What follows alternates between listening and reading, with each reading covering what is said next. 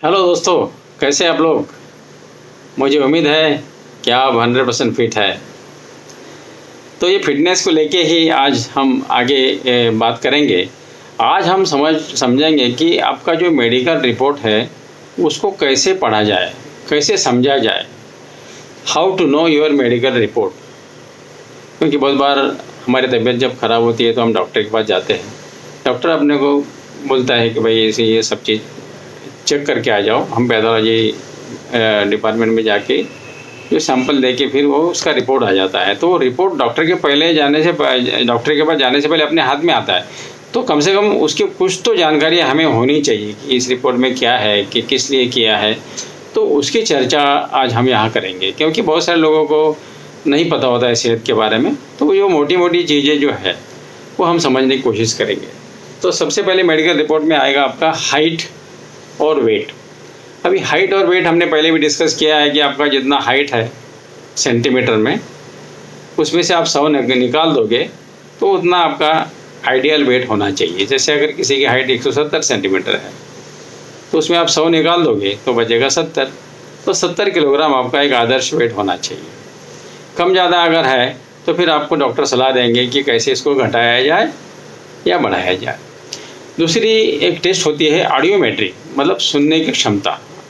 अभी सुनने के लिए नज़दीक में हम लोग किसी से अगर संभाषण कर रहे हैं, किसी से बात कर रहे हैं, तो उसके लिए ये नज़दीक का संभाषण सुनने की क्षमता का टेस्ट होता है, जो फ्रीक्वेंसी में गिना जाता है। तो अगर फ्रीक्वेंसी 500, 1000, 2000 तक अगर आती है तो इसका मतलब कोई अगर आपसे बात कर रहा है तो आप वो ठीक से समझ पा रहे हैं। अगर ज़्यादा है तो इसका मतलब सुनने नज़दीक का या संभाषण सुनने की क्षमता आपकी कम हो गई है। उसके बाद में टेस्ट होती है high frequency test. High frequency मतलब कोई गाना लगाया है, म्यूज़िक लगाया है, या किसी फ़ोन रखा है किसी दूसरे कमरे में, फ़ोन आ गया तो उसको सुनने की क्षमता। और रीडिंग नॉर्मली 3000, 4000, 8000 तक अगर है तो फिर आपकी सुनने की क्षमता ठीक है। अगर ज़्यादा है तो मतलब आपकी सुनने की क्षमता कम हो गई। एक हो गई ऑडियोमेट्री टेस्ट।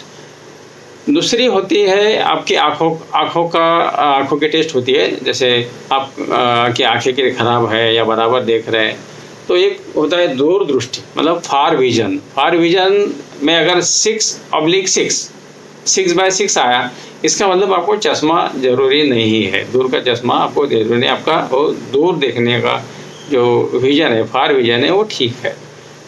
दूसरा होता है नज़दीक की दृष्टि, नियर विजन।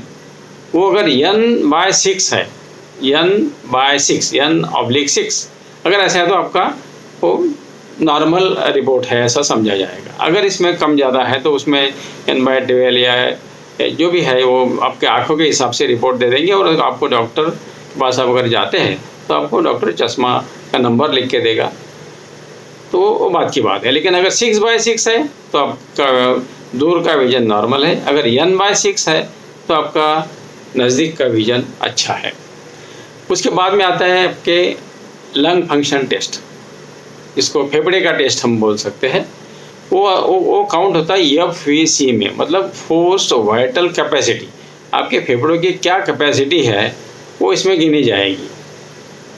तो आपको मशीन होता है, आपको कुछ पाइप दिया जाता है और पाइप में आपको फूंक मारते हैं, तो उसका रीडिंग अगर FVC अगर 80% से ज़्यादा है तो मतलब आपके फेफड़े ठीक से काम कर रहे हैं। अगर वो 80% से कम आता है FVC, इसका मतलब आपको किधर तो भी कुछ माइल्ड है क्या, मॉडरेट है क्या, सीवियर है, उसके हिसाब से आपका जो फेफड़े का जो कार्यक्षमता है, एफिशिएंसी है, वो कम हो गई है। तो आप अगर बीमार है, अशक्त है, तो वो कम आ जाएगा। या फिर आप स्मोकिंग करते हो तो नॉर्मली स्मोकिंग करने वालों के फेफड़ों की क्षमता कम होती है। या कोई रासायनिक कंपनी में काम कर रहे, गैस में काम कर रहे, खतरनाक गैस है, हजार्डस गैस है, तो उससे भी लंग्स के ऊपर विपरीत परिणाम होता है। उसके बाद में आता है पल्स रेट।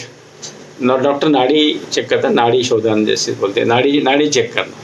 तो इसका जो बीट्स होते हैं, जो ठोके होते हैं, वो पर मिनट गिने जाते हैं। मतलब 1 मिनट में कितनी बार आपकी धड़कन यहाँ पे आ गई।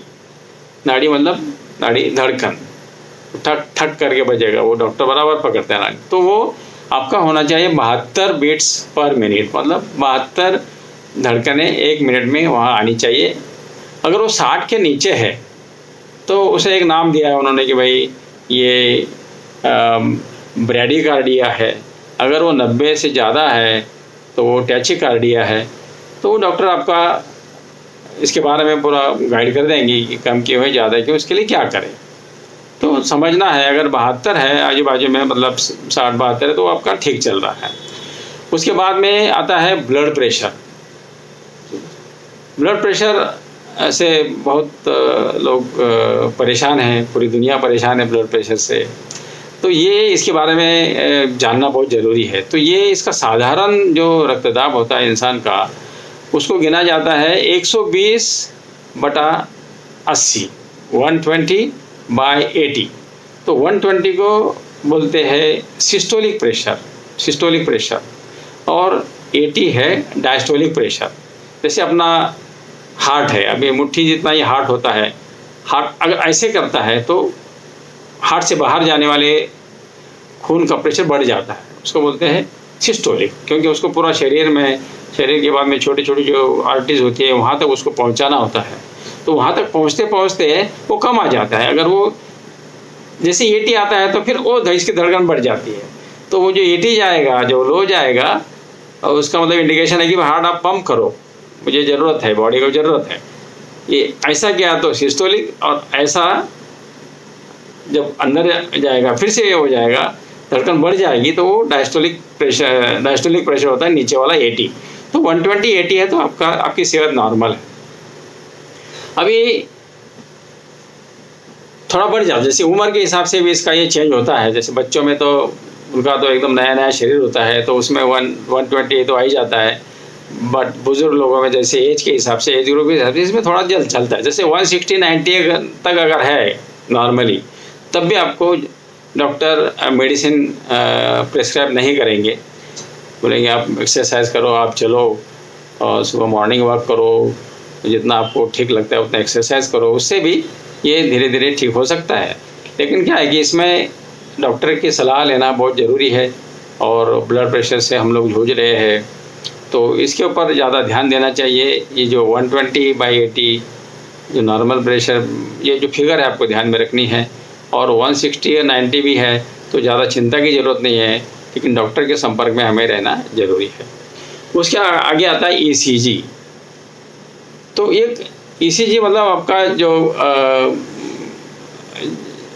हार्ट का फंक्शन बोलिए कैसे चलता है, क्या है इसमें, ये समझना थोड़ा सा डिफिकल्ट है। डॉक्टर लोग जो भी वो स्पेशलिस्ट डॉक्टर है वो समझते हैं, लेकिन आपको इतना समझना है कि वहाँ पे अगर नीचे रिपोर्ट में WNL with in normal limit अगर ऐसा लिख के आया तो आपकी चिंता की जरूरत नहीं है, आपका हार्ट वगैरह सब नॉर्मल चल रहा है। अगर थोड़ा बहुत इधर उधर भी है तो उसमें घबराने की ज़रूरत नहीं है, डॉक्टर की सलाह लेते रहना है। तो आपको ध्यान रखना है WNL है तो आप नॉर्मल है।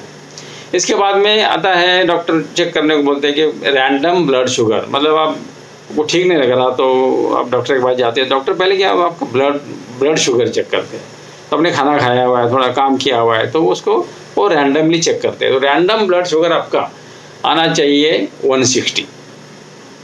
कभी भी गए तो मतलब दोपहर में गए या शाम को गए तो आपने खाया पिया होता है, काम किया रहता है, आराम किया रहता है, तो उस समय वो जो भी आएगा वो रहेगा रैंडम ब्लड शुगर। तो 160 के अगल बगल में है तो ठीक है। अगर ज़्यादा ही अगर ब्लड शुगर आपकी रैंडम ब्लड शुगर ज़्यादा आ गई 160 से, देन डॉक्टर आपको बोलेंगे भाई कल आप फास्टिंग ब्लड शुगर कीजिए, और खाना खाने के बाद 2 घंटे बाद जो करते हैं उस चीज़ को PP बोलते हैं, पोस्ट प्रैंडल, वो कीजिए। तो वो जो भी आएगा वो आप रिपोर्ट डॉक्टर के पास लेके जाइए, फिर डॉक्टर डिसाइड करेगा कि आपको डायबिटीज़ है क्या और कुछ प्रॉब्लम है, किसके चलते आपका ये ज़्यादा बढ़ गया था, जो भी है डॉक्टर की सलाह से फिर आगे आप संपर्क कर सकते हैं। लेकिन आपको 160 अगर आपका रैंडम ब्लड शुगर है तो आपको चिंता की ज़रूरत नहीं है। आपके पेशाब में भी शुगर चेक की जाती है, तो उसमें अगर आपको शुगर मिलती है तो नॉर्मली वहाँ पे डायबिटीज़ आपको है ऐसा डॉक्टर बोल देंगे, तो आगे आपको डॉक्टर की सलाह ज़रूर लेनी है। तीसरी चीज़ है, आगे की चीज़ है कोलेस्ट्रॉल। ये जो चीज़ है ये प्लेग जैसा होता है, अपने धमनियों में जमा हो जाता है। जो ऑयली खाते हैं, फैटी फूड खाते हैं, तली हुई चीज़ खाते हैं, मीठा ज़्यादा खाते हैं, तो इसमें क्या होता है कि इसमें अपने आर्टरीज और वेंस में प्लेक जमा होता है और उसकी जो भी डायमीटर है उसका वो कम हो जाता है, वो कम होके ऐसे जमा हो जाएगा इधर में, तो ब्लड वहाँ से ब्लड का रास्ता कम हो जाता है, तो ब्लड प्रेशर बढ़ता है, उसको हम ब्लड प्रेशर बोलते हैं। तो कोलेस्ट्रॉल की मात्रा जो है वो होनी चाहिए 140 से लेकर 220 तक, 140 से 220 कोलेस्ट्रॉल की लेवल अगर आपके शरीर में है तो वो आपका शरीर नॉर्मल है, चिंता की जरूरत नहीं। अगर ज़्यादा बढ़ गया तो आपको डॉक्टर के संपर्क में रह के वो डॉक्टर की सलाह आपको इसके चलते ज़रूर लेनी चाहिए। इसके बाद जो बहुत कॉमन चीज़ है वो है ब्लड ग्रुप। आपको अपना ब्लड ग्रुप डेफिनेटली मालूम होना ज़रूरी है। जैसे ए है या बी है या ए बी है या ओ है, ए बी बी और ओ, और इसके चलते वहाँ पे एक RH फैक्टर भी आता है। RH फैक्टर नेगेटिव होता है या पॉजिटिव होता है, जैसे A negative A positive, B negative B positive, इस तरह से उसको RH फैक्टर लगता है। तो ये आपको RH फैक्टर और आपका ब्लड ग्रुप आपको मालूम होना बहुत ज़रूरी है, रिपोर्ट में लिख के आएगा। क्योंकि अगर आप कुछ हादसा हुआ आप बोल नहीं पाते तो आपके अगल बगल वाले कोई आपका आई कार्ड है उसमें नॉर्मली आजकल हर कंपनी में वो ब्लड ग्रुप छापते हैं कि भाई इस बंदे का ब्लड ग्रुप ये है, तो आगे की ट्रीटमेंट या ब्लड खोजना बहुत आसान हो जाता है। उसके आगे आता है हीमोग्लोबिन। हीमोग्लोबिन आपका जो है ये आपके शरीर में ऑक्सीजन लेके चलता है, ऑक्सीजन उसमें जुड़ जाता है। जैसे लोहा है, लोहे में ऑक्सीजन कंपोजिट हो, मतलब उसको जुट के वो पूरे शरीर में बहता है। तो हीमोग्लोबिन अगर अच्छा है तो इसका मतलब आपके शरीर में ऑक्सीजन बराबर पहुंच जाएगा। ऑक्सीजन, वो जो अनाज हम खाते हैं ग्लूकोज, उसको बर्न करने के लिए, जलाने के लिए ऑक्सीजन की जरूरत, हर चीज़ के लिए ऑक्सीजन लगता है, तो ग्लूकोज को जलाने के लिए भी ऑक्सीजन लगता है। यही ऑक्सीजन ये हीमोग्लोबिन अपने शरीर में लेके जाएगा, वो पेशी के अंदर जाएगा, हीमोग्लोबिन जाएगा और मतलब ऑक्सीजन जाएगा और उसमें रहेगा आपका ग्लूकोज रहेगा। ग्लूकोज और ऑक्सीजन को जलाएंगे तो ऊर्जा वहाँ पे क्रिएट हो जाएंगी। इस तरीके से अपना वो सिस्टम चलता है। तो वो पुरुषों में नॉर्मली हीमोग्लोबिन 14 से लेकर 18 तक होना चाहिए और महिलाओं में 12 से 16 तक होता है। ये लिमिट आपको ध्यान में रखना चाहिए। कम ज़्यादा है तो डॉक्टर आपको सलाह दे देंगे। और दूसरा जो है पैरामीटर जो होता है सफ़ेद सेल, सफ़ेद पेशी, white cells, white blood corpuscles, WBC जिसको हम बोलते हैं। ये फाइटर पेशी है। अगर हमारे पर कोई बाहर की जो जंतु रहते हैं अटैक करते हैं, हम लोग बीमार हो जाते हैं, उसके अगेंस्ट में ये WBC फाइट करके उनको भगा देती है। तो ये सफ़ेद पेशी का प्रमाण जो है वो नॉर्मली 4,500 से लेकर 10,000 ये है। उसको गुना फैक्टर भी होता है, लेकिन नॉर्मली 4,500 से 10,000 ये वहाँ पे अगर है तो वो ठीक है। और ये जो सफ़ेद पेशी जो है वो अपने अगर ये इसमें कम हो गई तो इसका मतलब आपका बोन मैरो में ये जो सफ़ेद पेशी बनती है वहाँ की जो कार्यक्षमता है बोन मैरो में, जहाँ पे जॉइंट्स है, हाई जॉइंट्स है, ये जॉइंट है, हर जॉइंट के अंदर जो चीज़ है उसको बोलते हैं बोन मैरो, वहाँ पर ये सब सफ़ेद पेशी बनती है। और दूसरी चीज़ है पेशाब में अगर खून आता है प्लस प्रोटीन आता है तो वो भी आपको रिपोर्ट में दिखेगा। तो अगर वहाँ पे खून आ रहा है या प्रोटीन आ रहा है तो वहाँ पे मतलब किडनी में आपका थोड़ा सा प्रॉब्लम हो सकता है।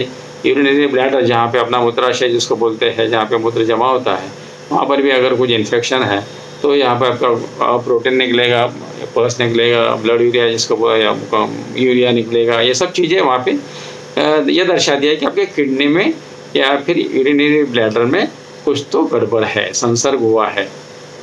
अगर डायबिटीज़ हुआ है, जॉन्डिस हुआ है, तब भी ये यूरिन टेस्ट करने को डॉक्टर बोलते हैं।